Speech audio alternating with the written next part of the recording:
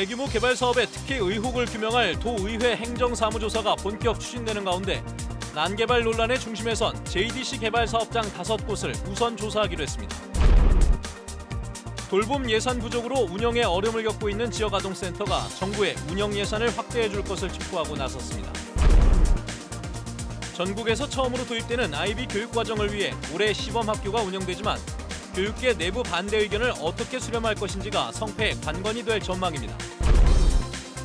정부가 해군기지 반대 시위 참여자들에게 공사가 지연된 책임을 묻겠다며 제기했던 구상금 소송이 법원의 화해 권고 확정으로 3년 만에 일단락됐습니다. 네, 여러분 안녕하십니까. 뉴스데스크 제주를 시작하겠습니다. 신화역사공원 하수 역류 사고로 불거졌던 대규모 개발 사업장의 각종 특혜 의혹 등을 조사할 도의회 행정사무조사가 본격적으로 시작됩니다. JDC와 관련된 개발 사업장 5곳이 우선 조사 대상에 올랐습니다. 홍수영 기자의 보도입니다. 연초부터 회의를 소집한 제주도의회 행정사무조사 특별위원회. 오는 30일 첫 업무 보고를 실시하기로 하는 내용의 특별 업무 보고 계획 안건을 의결했습니다. 첫 조사 대상에 선정된 개발 사업장은 신화역사공원과 헬스케어타운, 영어교육도시와 첨단과학기술단지, 예래 휴양형 주거단지 등 JDC 소관 사업장 5곳. 전체 조사 대상 사업장 22곳에 대한 조사 범위가 워낙 넓어 조사가 시급하다고 판단된 5곳을 우선 선정한 겁니다. 우선 이렇게 5개 사업장으로 한 거에 대해서는 저도 우선 우리 현실상 적절한 조치라고 그렇게 생각이 들고요. 행정사무조사 특위위원 8명과 함께 활동할 지원조직 구성도 마무리했습니다. 각 상임위별 정책자문위원과 법제심사팀장 등 14명으로 현장 조사 등을 함께 진행할 민간조사위원도 선정하기로 했습니다. 의원님들이 의논해서 어떤 분야에 어떤 위원을 어떻게 위촉하는 게 좋다라고 하는 거를 저는 좀 해서 진행하는 게 맞습니다. 행정사무조사 특위는 사업장별 경관과 환경, 교통 등 각종 심의 이행 사항과 개발 사업 시행 변경 승인 상황, 상하수도 관련 세부 추진 사항 등을 집중 조사할 계획입니다. JDC 개발 사업장부터 찬찬히 개발 사업 인허가 과정 전반을 살펴보면서 제도 개선해야 될 부분은 제도 개선하고 그 속에서 문제점이 있으면 그거에 대한 지적을 해가지고 앞으로 그런 문제가 없도록. 행정사무조사 특위는 오는 30일 열리는 첫 업무 보고에서 제주도청 관련 실국장들을 상대로 관련 보고를 받고 JDC 관계자들에 대해서는 추후 조사 관련 증인으로 출석을 요구할 방침입니다. MBC 뉴스 홍수현입니다. 지난 정부가 제주 해군기지 반대 시위 참여자들에게 공사가 지연된 책임을 묻겠다며 제기했던 구상금 소송이 3년 만에 일단락됐습니다. 서울중앙지법 제14민사부는 국방부가 강동균 전 강정마을 회장 등 개인 116명과 5개 단체를 상대로 제기한 34억 원대의 손해배상 청구 소송에 대해 상호 간에 민형사상 청구를 제기하지 않도록 한 화해 권고 결정을 확정했습니다.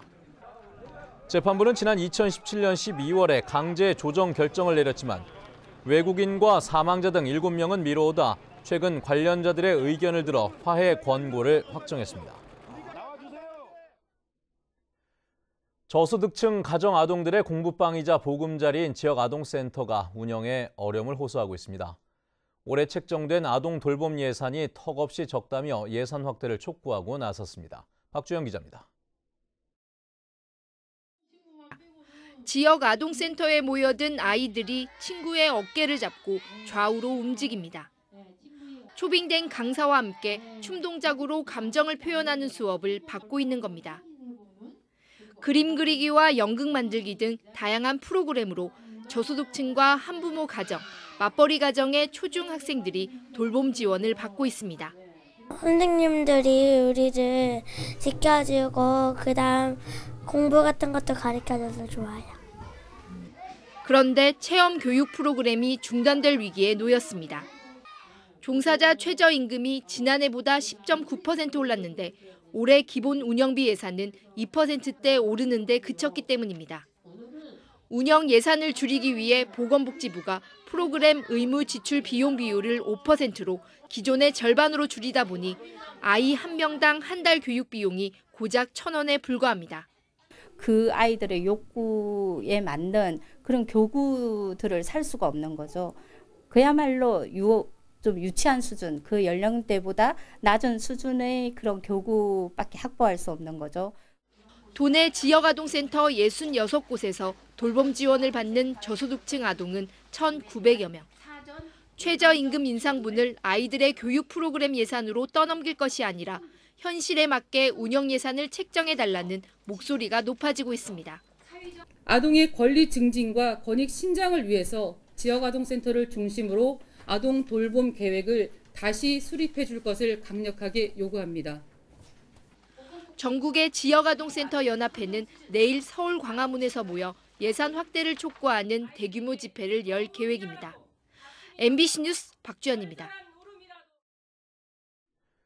제2회 전국 동시조합장 선거가 오는 3월 13일 치러지는 가운데 제주에서 처음으로 불법 선거운동 사례가 적발됐습니다. 제주시 선관위는 지난달 자신의 홍보물을 관내 조합원들에게 우편으로 대량 발송한 조합장 선거 입후보 예정자 A씨를 사전 선거운동 혐의로 검찰에 고발했습니다. 이번 조합장 선거의 공식 선거운동 기간은 후보 등록이 끝나는 다음 달 28일부터 선거일 전날인 3월 12일까지 13일 동안입니다. 미리 보는 핫 이슈, 오늘은 전국에서 처음으로 제주에 도입되는 IB 교육 과정을 살펴봅니다. 토론과 논술이 바람직하지만 객관적으로 채점하기가 어렵다는 점 때문에 암기와 주입식 교육에서 벗어나지 못했던 것이 현실이었는데요.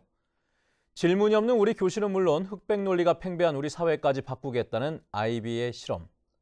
물론 현행 입시제도와 맞지 않고 자칫 귀족 학교가 될 수 있다는 반론도 만만치 않아서 제주는 물론 전국 교육계가 주목하고 있는 실험이기도 합니다. 조인호 기자의 보도입니다.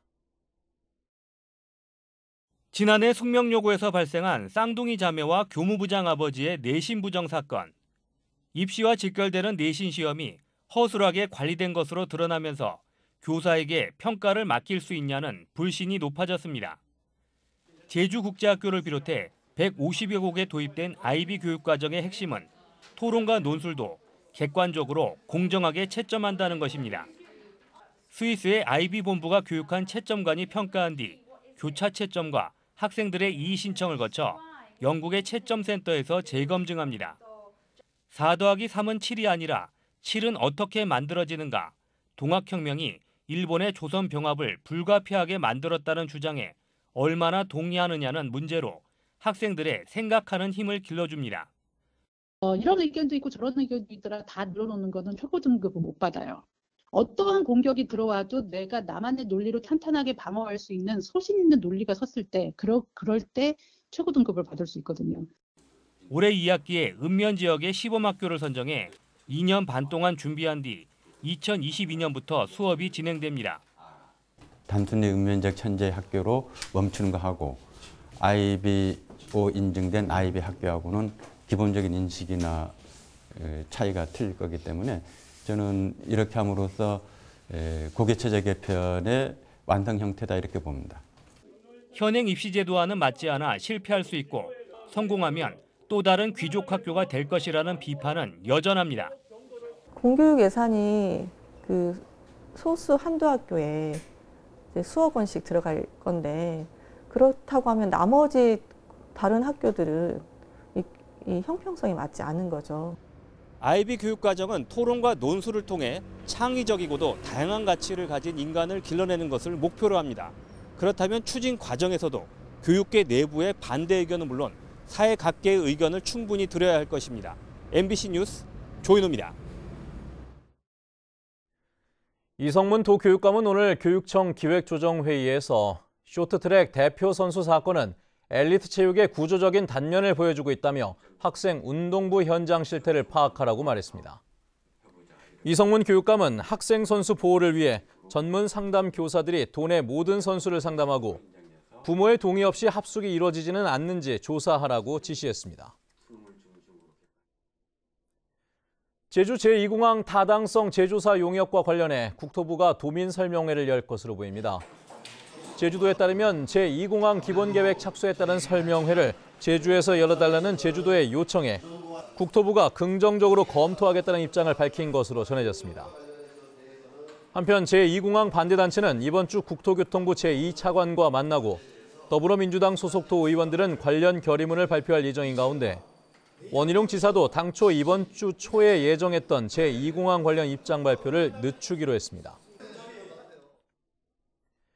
다음은 희망 2019 나눔 캠페인 성금을 보내주신 분들입니다.